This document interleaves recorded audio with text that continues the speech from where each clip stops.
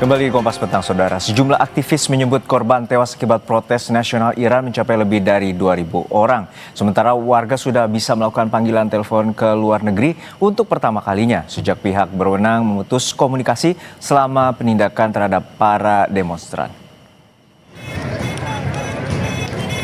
Human Rights Activist News Agency yang berbasis di Amerika Serikat menyebut jumlah korban jiwa yang tewas jauh melampaui korban dalam setiap putaran unjuk rasa atau kerusuhan lainnya di Iran selama puluhan tahun, bahkan mengingatkan pada kekacauan yang menyertai revolusi Iran di tahun 79. Sementara itu, sejumlah warga telah bisa melakukan sambungan komunikasi dan menggambarkan suasana Tehran yang dipenuhi aparat keamanan dan bangunan pemerintah yang terbakar.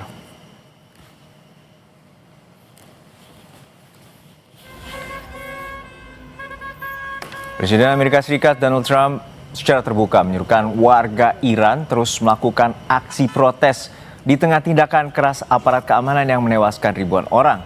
Dalam pernyataan terbarunya, Trump bahkan menjanjikan bahwa bantuan sedang dalam perjalanan bagi para pengunjuk rasa. Pernyataan itu disampaikan sehari setelah juru bicara Gedung Putih mengatakan bahwa serangan udara termasuk di antara banyak opsi yang tengah dipertimbangkan Amerika Serikat.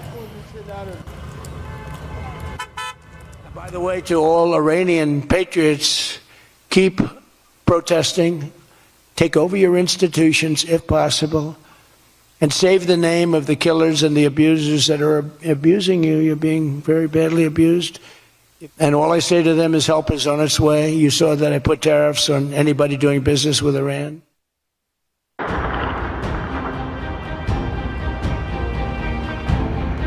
Gelombang demonstrasi yang melanda Iran memasuki fase paling mengkhawatirkan dalam beberapa dekade terakhir.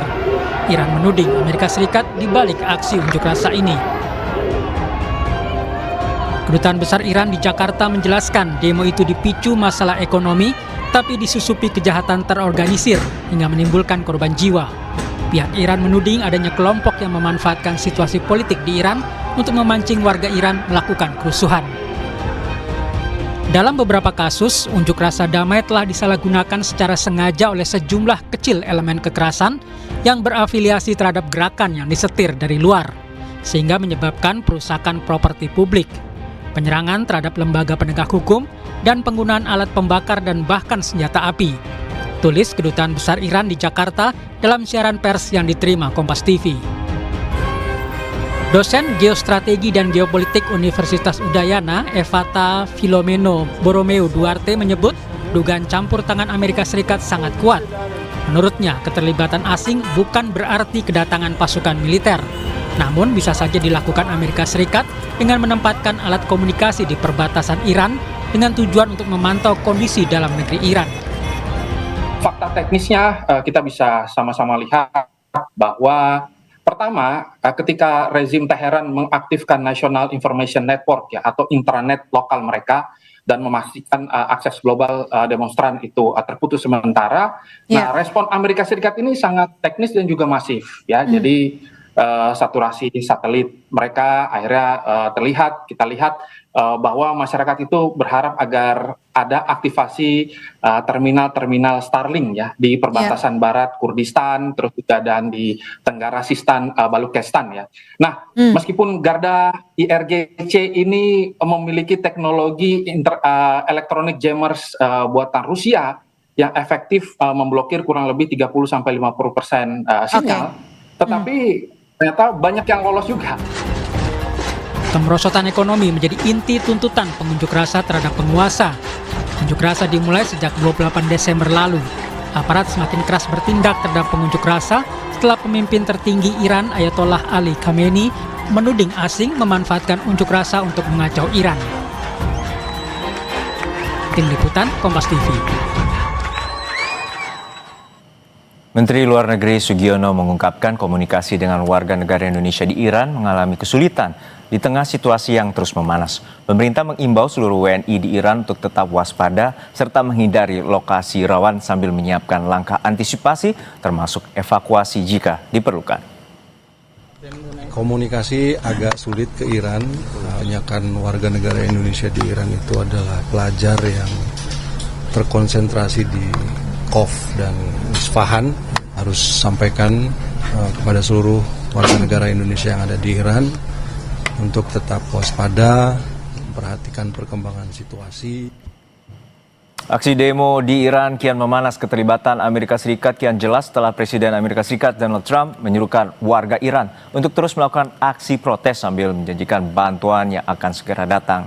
Lalu apakah aksi unjuk rasa ini akan berujung pada pergantian pemerintahan Iran? Kami akan membahasnya bersama Adrianus Prima, praktisi pertahanan Lembaga Kajian Strategis KRIS.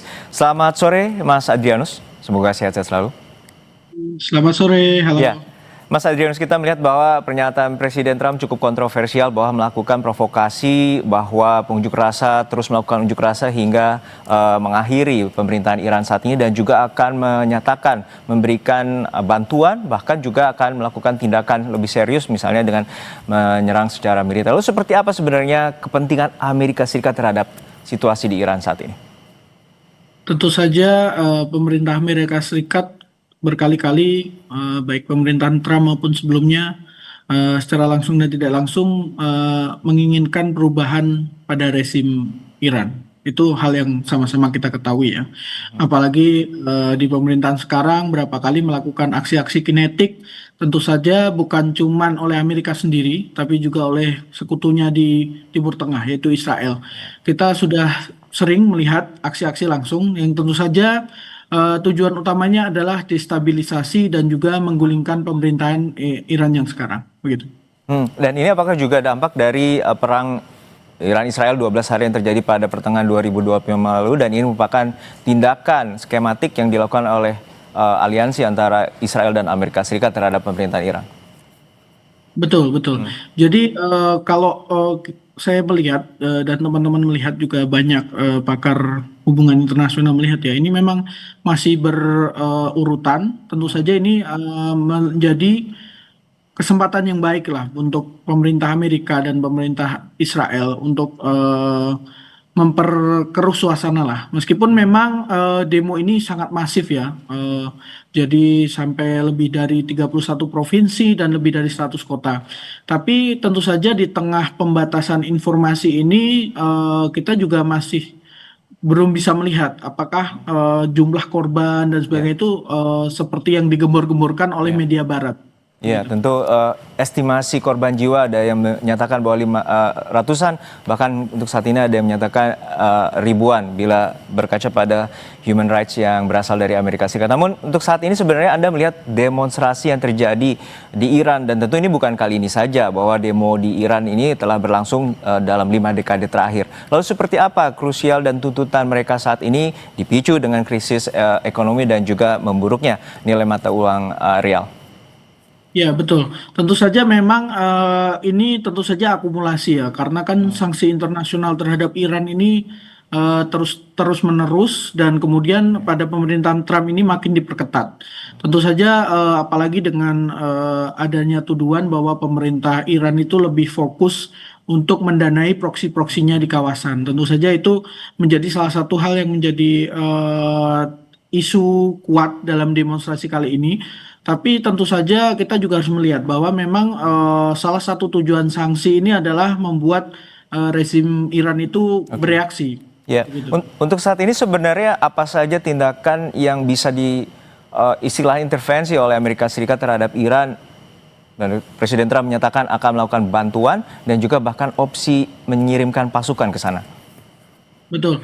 Jadi opsi kinetis itu pasti tetap akan ada ya, karena kita bisa lihat juga waktu mereka menyerang reaktor nuklir Iran, bagaimana mereka mampu melaksanakannya. Meskipun memang ada beberapa diskusi terkait apakah serangan itu efektif dan tidak, tapi kita bisa melihat dari serangan itu bahwa Amerika dan tentu saja Israel dan berkaca di perang 12 hari, bagaimana Amerika dan Israel itu memiliki aset-aset di dalam negeri yang bisa membantu Amerika dan Israel jika mereka memutuskan untuk melakukan opsi kinetis atau serangan.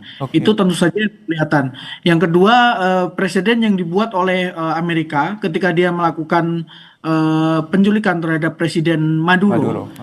Saja menjadi ancaman yang sangat nyata, karena meskipun masih banyak kontroversi dan tanda tanya tentang bagaimana kronologis sebenarnya yang terjadi di Venezuela, tapi tidak menutup kemungkinan bahwa Amerika akan mencoba opsi serupa di Iran. Artinya Anda melihat bahwa ada potensi Iran akan divenezuelakan?